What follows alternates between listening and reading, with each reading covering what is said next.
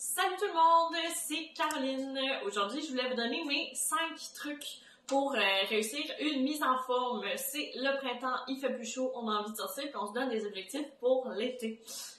Donc, mes 5 trucs, je vous dirais que la première chose, ce serait de commencer petit et réaliste. Si pendant tout l'hiver, vous n'avez pas bougé, vous vous êtes pas entraîné parce que ça vous tentait pas, vous n'êtes pas une personne d'hiver, c'est bien correct, mais je vous dirais de pas nécessairement commencer par vous entraîner 5 fois semaine. Les chances sont que ça va durer peut-être 1, 2, 3 semaines si vous êtes bon, mais après ça, ça va être plus difficile de garder l'habitude. Donc, on commence petit et réaliste. On peut se dire, OK, ben en fait, la fin de semaine, il fait plus beau, j'ai plus de temps, je vais aller marcher. Ou ben au bureau, j'ai accès à un gym, je vais y aller sur l'heure du dîner, je vais faire un petit entraînement de 10-15 minutes parce que c'est pas trop long, puis ça se fait bien. Fait que ça, c'est mon premier truc. Ensuite, pour ce qui est de mon deuxième truc, ce serait d'essayer des nouvelles activités.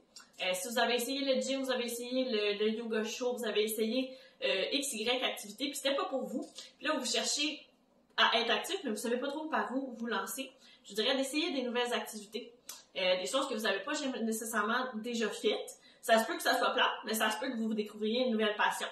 Puis que à ce moment-là, ce soit plus facile pour vous de le mettre en place. Des fois, quand c'est nouveau et c'est excitant, c'est plus facile de le garder à long terme. Donc, mon deuxième truc, essayer des nouvelles activités, s'ouvrir à plusieurs possibilités.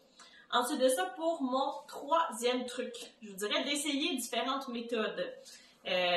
Vous connaissez bien, vous le savez, là, si pour vous le matin c'est difficile de se lever ou si le soir vous arrivez à la maison puis vous êtes crevé de votre journée, plus d'énergie puis on a juste le goût de s'écraser devant la télé, dans tous les cas c'est correct, mais vous allez pouvoir vous dire ok ben si pour moi c'est possible de me lever un petit peu plus tôt pour faire mon entraînement, ça peut être cette option-là. Si pour vous de faire l'entraînement juste avant le souper, avant une tâche qui est obligatoire que de toute façon moi il va falloir que je la fasse après.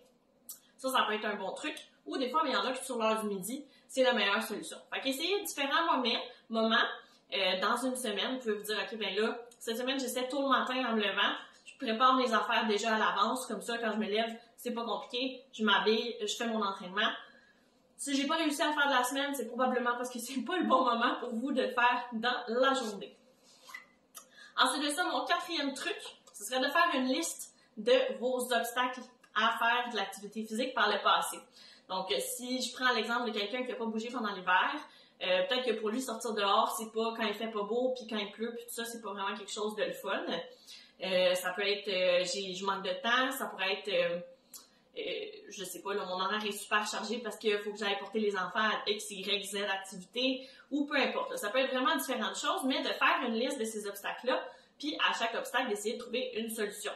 Si je trouve que je manque de temps, ben je peux dire, ok, ben est-ce que je me lève un peu plus tôt, est-ce que je le rentre, est-ce que je fais du transport actif, est-ce que je me stationne un petit peu plus loin pour aller au travail, puis je fais un petit jogging pour me rendre au bureau. Différentes choses comme ça, toutes les possibilités sont possibles. Puis, dernier point, ça serait de vous trouver des objectifs ou même un petit défi pour sortir un peu de votre zone de confort. C'est plus sûr que c'est plus motivant là, de s'entraîner puis de partir une nouvelle activité avec un objectif. Là, il faut que ce soit un objectif qui est pas trop compliqué, qui est pas trop long, qui est quand même assez réaliste. Si j'ai jamais couru de ma vie, de me dire que pendant l'été, je vais m'entraîner pour faire un demi-marathon à l'automne, c'est peut-être pas l'option la plus réaliste. Si, au contraire, dans les dernières années, j'ai toujours fait un 5 km, mais que là, cette année, j'ai envie d'en faire un peu plus, puis j'ai envie de retrouver de la motivation pour aller courir dans les grosses journées d'été, mais peut-être que je peux me dire, OK, ben cette année, je veux faire un 10 km. Puis je dis des trucs de course à pied, mais ça peut être de faire une randonnée en montagne, ça peut être de faire de l'escalade, toutes les options sont là, mais de se donner un petit défi puis un objectif pour que ça soit plus motivant de se rendre à notre objectif. Comme ça, ben on va vouloir se pousser puis on va vouloir faire progresser notre entraînement plutôt que juste bouger puis rester toujours au même niveau. Puis à ce moment-là, ben c'est pas que ça sert à rien, mais ça amène vraiment pas les mêmes bénéfices pour votre santé.